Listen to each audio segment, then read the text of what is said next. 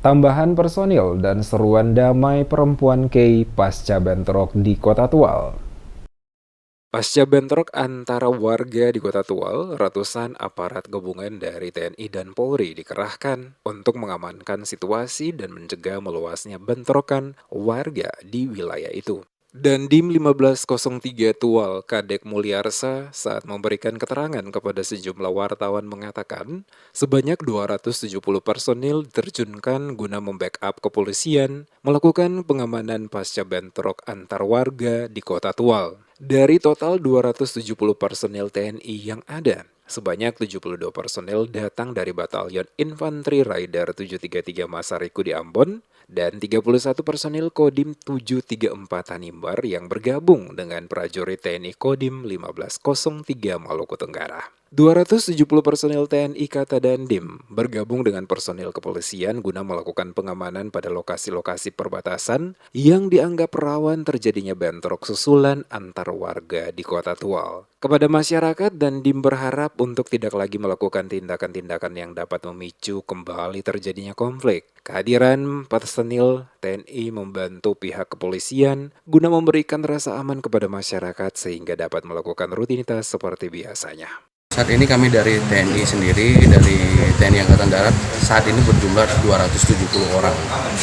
Baik itu dari anggota Kodim 734 maupun dari 733 yang ada di Ambon. Nah, kemarin ada perbantuan kekuatan dari 733 itu sebanyak 72 orang.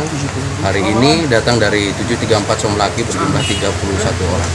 Kami intinya, kami datang ke sini bukan untuk menakut-nakuti masyarakat, kami hanya ingin damai. Kami untuk menjaga masyarakat biar aktivitas mulai normal, bekerja sesuai dengan bidang pekerjaannya masing-masing dan tidak ada rasa takut untuk bekerja. Sementara itu, Kepolisian Daerah Maluku melalui Direktorat Reserse Kriminal Umum atau Dereskrimum telah menangkap dan menetapkan 3 tersangka penyebar hoaks rumah ibadah terbakar saat bentrok antar warga di Tual pada 31 Januari 2023. Mereka yang ditetapkan sebagai tersangka tindak pidana menyebarkan berita bohong yaitu MTR, ABS, dan ZBN. Ketiganya telah diamankan Polda Maluku di rumah tahanan Polres Tual. Direktur Reskrimum Polda Maluku Andri Iskandar dalam keterangan pers di Polres Tual Minggu menyebutkan tersangka pertama yang ditangkap yaitu berinisial ZBN. Dari hasil pemeriksaan yang bersangkutan ditangkap pada hari Jumat 3 Februari 2023 mengaku hanya meneruskan pesan hoaks tersebut. Setelah ZBN, tim kembali menangkap MTR dan ABS. Tersangka MTR bertindak sebagai orang yang merekam dan menyebar informasi bohong itu melalui grup WhatsApp. Selanjutnya, pesan hoax itu juga ikut disebar oleh ABS. Kita amankan salah satu pelaku yang memang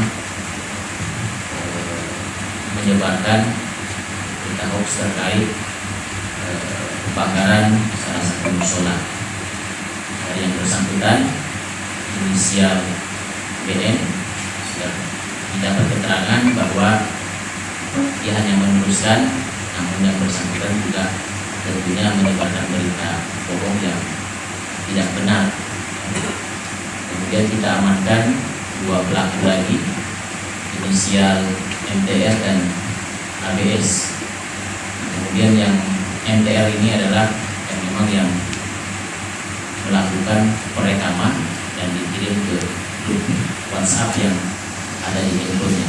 Dan kita pun sudah kita amankan 3 barang bukti handphone. Sebelumnya terlihat ratusan perempuan K di Kota Tual turun ke jalan menyerukan perdamaian dan mengajak warga untuk segera menghentikan konflik yang terjadi di wilayah itu. Di hadapan Kapolda Maluku yang turun langsung ke Kota Tual, para ibu-ibu lintas agama menyatakan sikap dan juga berbagai pesan-pesan damai kepada seluruh warga Kota Tual untuk tidak lagi melakukan aksi kekerasan dalam bentuk apapun. Kapolda bersama Wali Kota Tual dan Forkopimda setempat mengapresiasi langkah seruan damai yang dilakukan oleh para perempuan K yang kebanyakan adalah para ibu-ibu rumah tangga untuk menghentikan konflik di Kota Tual. Seperti diketahui, bentrok antara warga di Kota Tual itu telah menyebabkan lebih dari 30 warga mengalami luka-luka dan harus dilarikan ke rumah sakit untuk mendapatkan perawatan medis. Selain itu, 5 polisi juga terluka saat berusaha melerai warga yang terlibat bentrok serta puluhan rumah warga juga ikut terbakar.